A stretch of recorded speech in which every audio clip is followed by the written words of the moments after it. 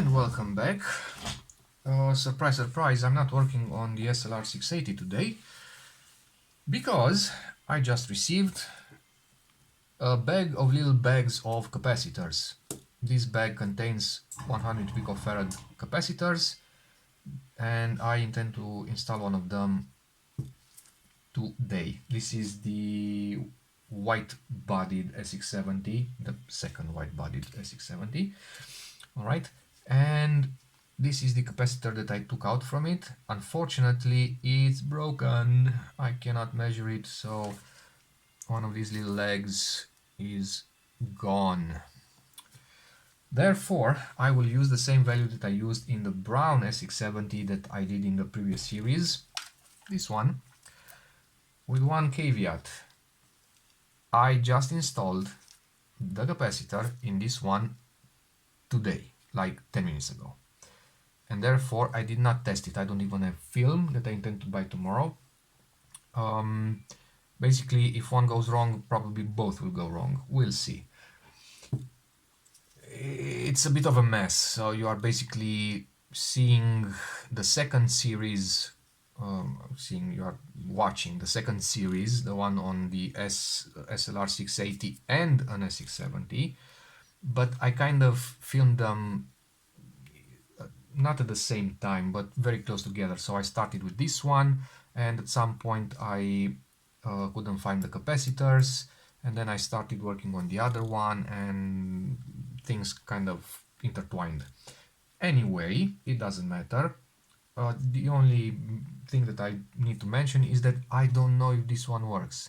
It spits out pictures, fake ones, but I don't know if it works. I will see that tomorrow. So from a time point of view, these two series are messy. All right, and yes, I'm going to use a capacitor from this little bag, so 100 picofarad capacitor, because I have no info on what that one was. It looks perfectly identical to the one that I took from the brown one, so it probably has pretty similar value since it's the same circuitry. I have no idea. We'll see. All right.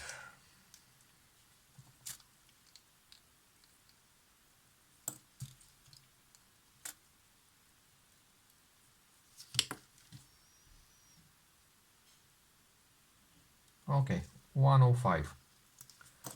That should be adequate.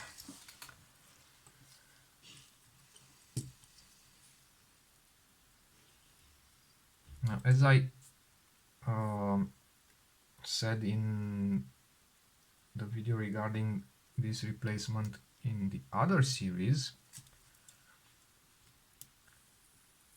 come on, you little booger. Okay. Underneath this PCB there is a hole, so it's a rectangular hole. It is like from here to here and kind of like this dip. That means I could actually stick more capacitors in that hole if I need to modify the value. Unfortunately, from 2 picofarads, this is not plugged in, from 2 picofarads to 100 I have lots of values. I have 2, 3, 5, 7, plenty of values. From 100 to 200 I only have 100, 150 and 200 or 220. So if the correct value is smaller than 100, then I'm in luck. Obviously, if it's exactly 100 or 105, which is the value of this one, then I'm really in luck. But if I need to go a bit lower, I can probably find one that is of the correct value. If I need to go higher, then I will need to improvise. I could either go, just a second, my soldering skills are a mess. I could either go with two in series, in which case the capacitance drops, and therefore I would need to replace this one that's 100 with probably 150, and then add another one in series of a lower value.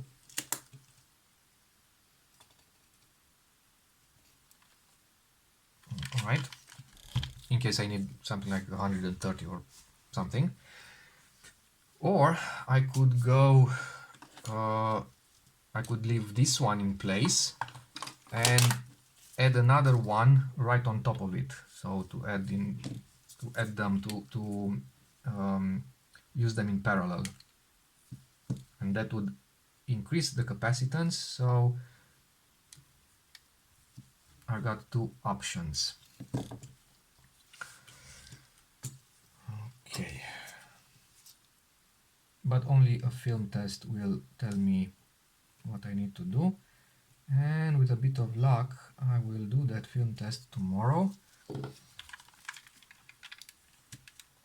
I'll just go and buy a pack, a single pack of 600 film, and I will probably, if I don't forget, I'll take the dark bag with me, and I will just swap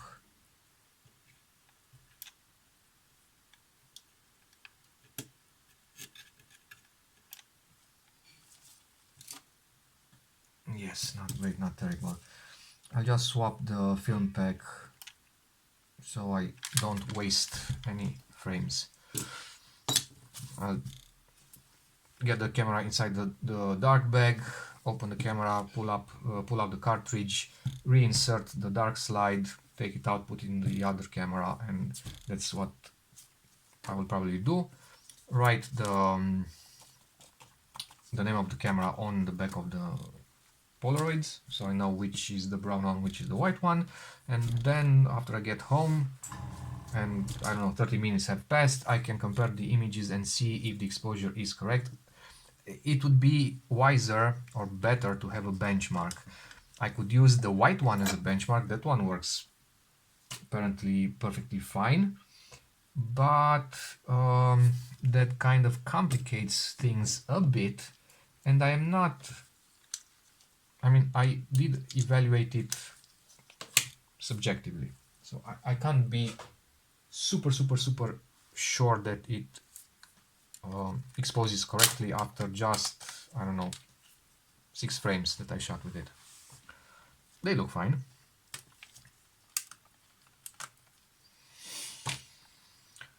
Okay.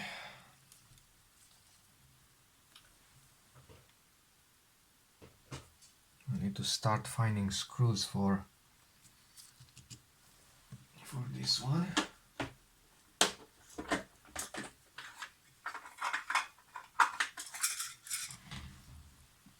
I guess I'll steal 2 from the other one for the time being.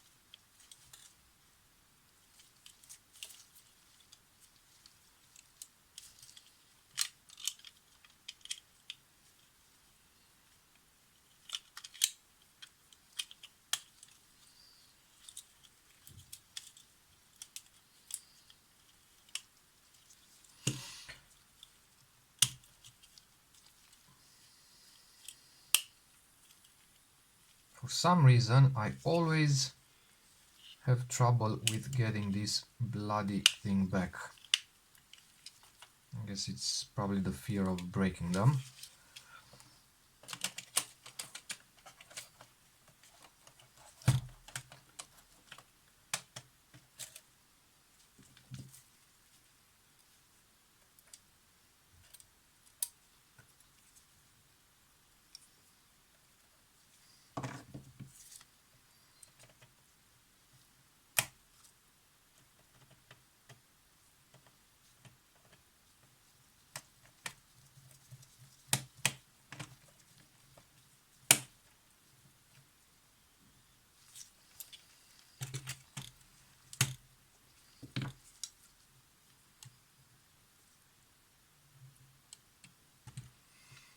This one has a broken screw here. I just saw that. That's interesting.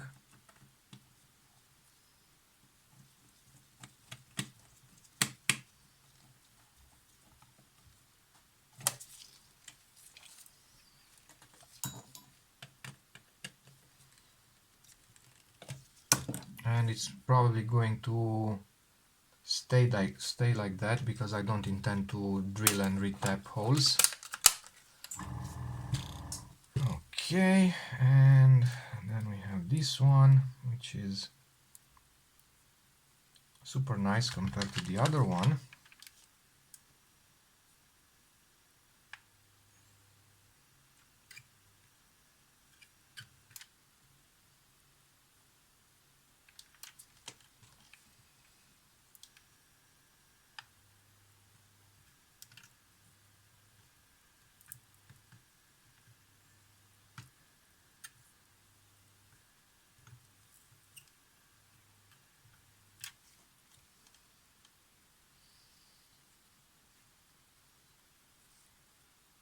Okay, I will just leave it like that.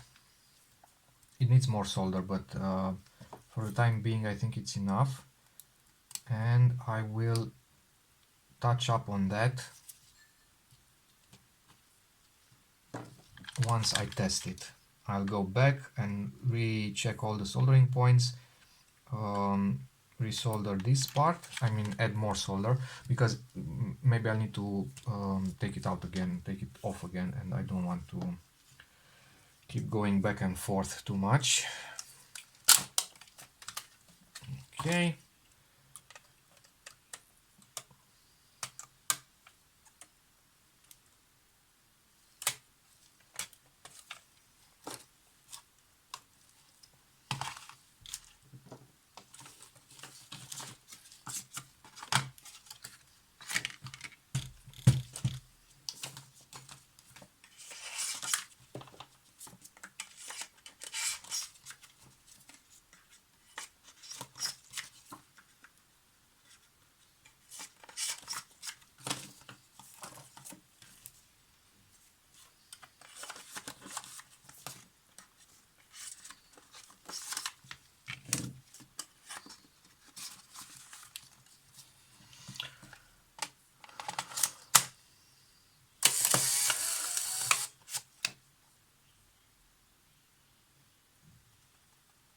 Alright, this is not according to plan.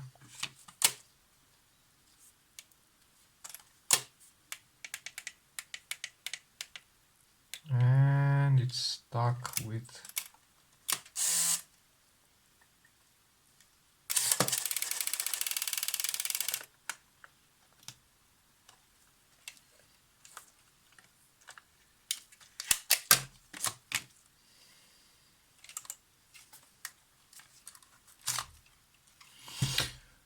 ooh, something is not right here.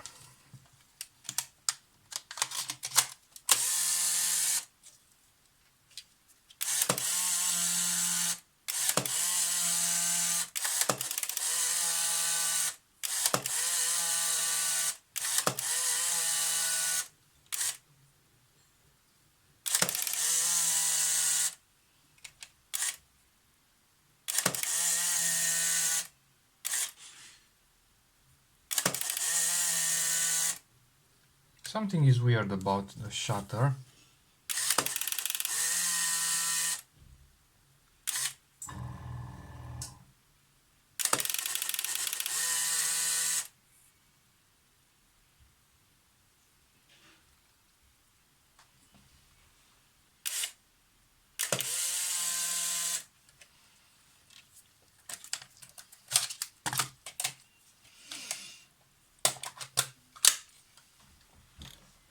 I don't know if it's the charge.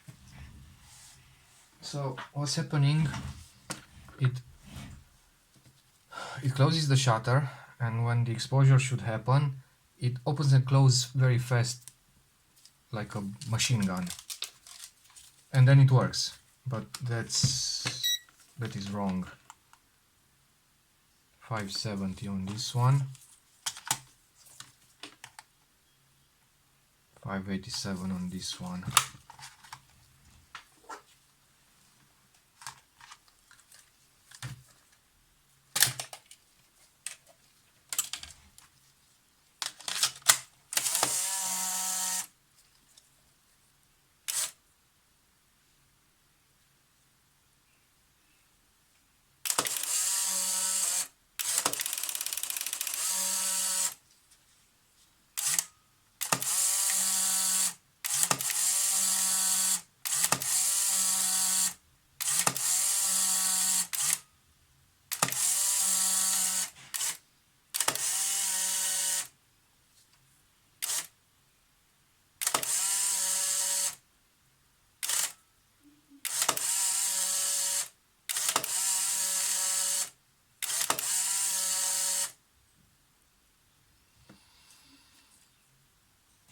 Yeah, I have no idea, something is wrong. I need to keep fiddling with it. Damn.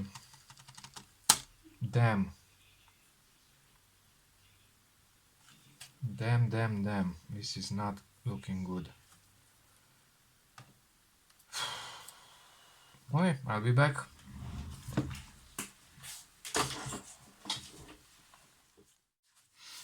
Alright, after examining the symptoms a bit more, I kind of came to the conclusion that it's something in the shutter unit. Initially, I wanted to believe it was the low voltage in the battery pack, but with the other one, those symptoms didn't happen. So yeah, the other one, the brown one, is sluggish, even without the pictures inside the film pack, but it works, and it works consistently. This one, super random, actually more issues than non-issues, meaning that the shutter would start to rattle, to open and close very rapidly, and that led me to believe that it must be something inside the shutter unit. So what I did, I swapped the shutter unit with the one from my initial broken camera. So this is actually the last standing piece, the last standing part of my original camera that hasn't been already used.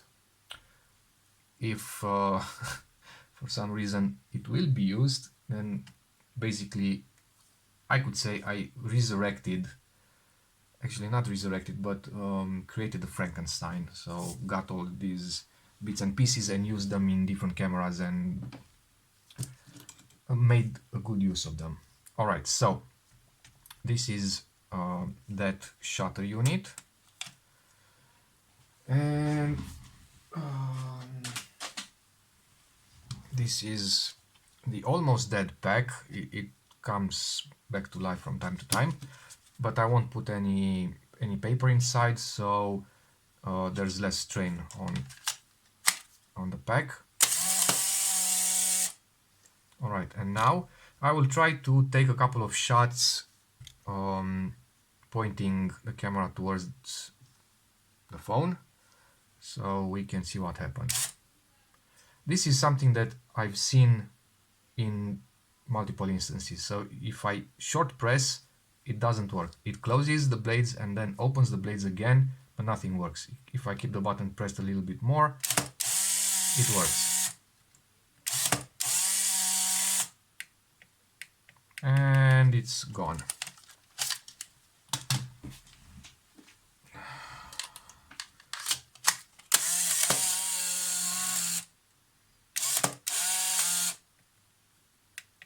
And this one is gone as well. God damn it.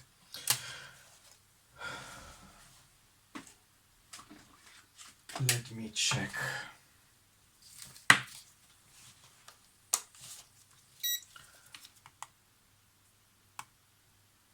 $573 on this one, $569 on this one. So probably not enough to actually do something.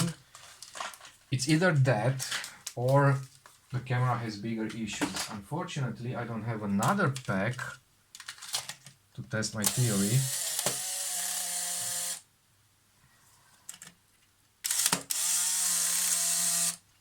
There is this weird sound. I don't know where it comes from. It's like something is not meshing correctly, but otherwise it seems to be working fine. So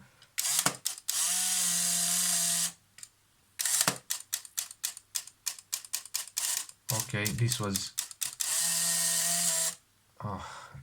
the symptom.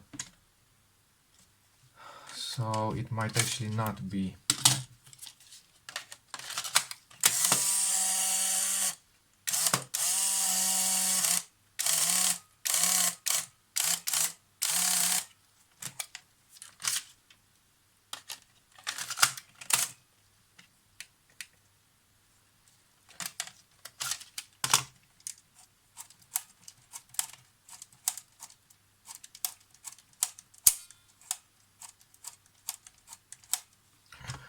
Okay, and there we go.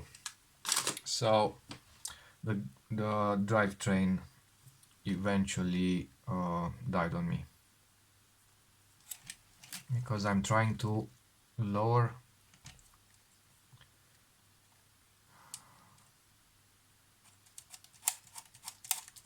I mean, no, the mirror is lowered, but I'm trying to start the cycle over again, and that gear slips. And it slips because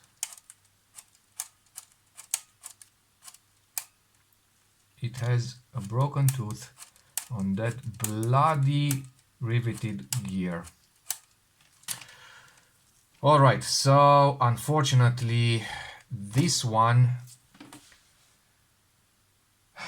is also dead in the water, so it will go back into storage until I can source another gear train. If I remember correctly, this is the one that I didn't take apart, right? So this was on the camera, and I noticed that a tooth was either missing completely or partially broken after everything was put back together. So at least it's not my doing, this one, but it's a goddamn shame. It's a real shame. Anyway, it can be replaced, no problem. I just need the bloody part, and because this is the case, I will take this one down and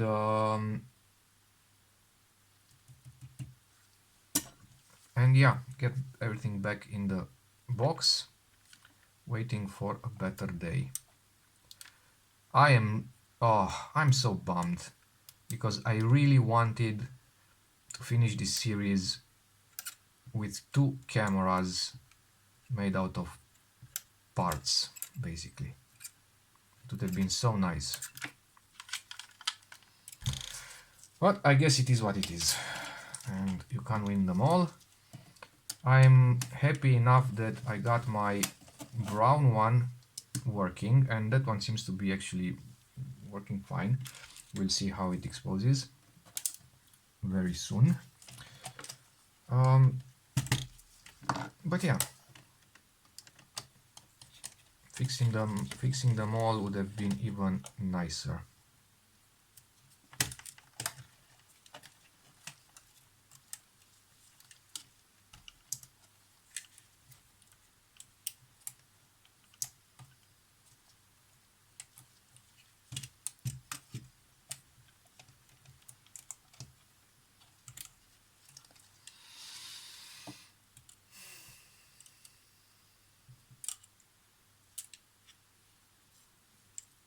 So this one is not converted. This one is theoretically converted to 600.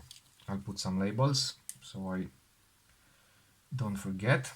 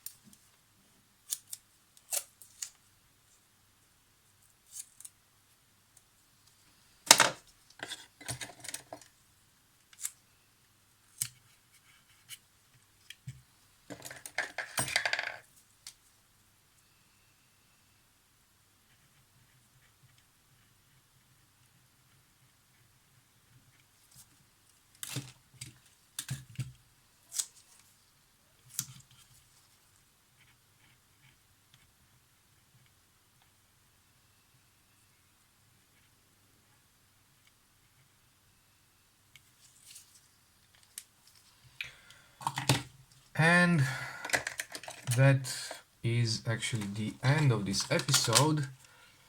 And that means next time I am back to the SLR 680.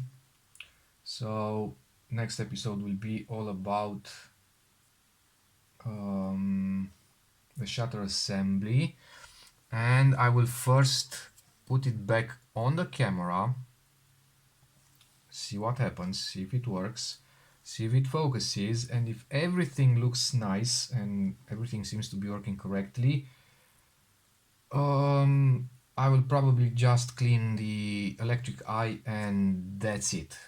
That's it. I don't think I have the nerves to break something right now when I'm theoretically so close.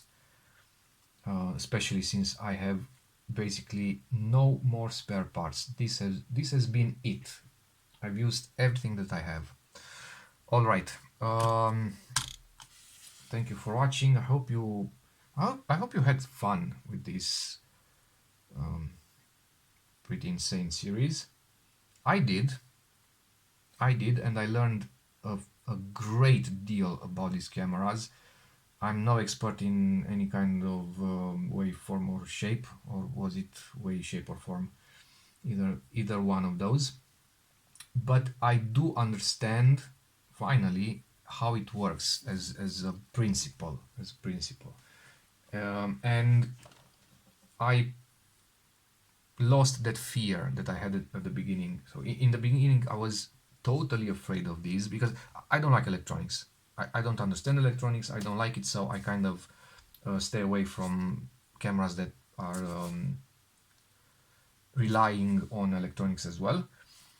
But even this mechanical part, understanding how all these gears work, understanding how every other little bit works, how they mesh together, what's the order, how to debug it, it was actually really, really good fun, and it was a very nice lesson.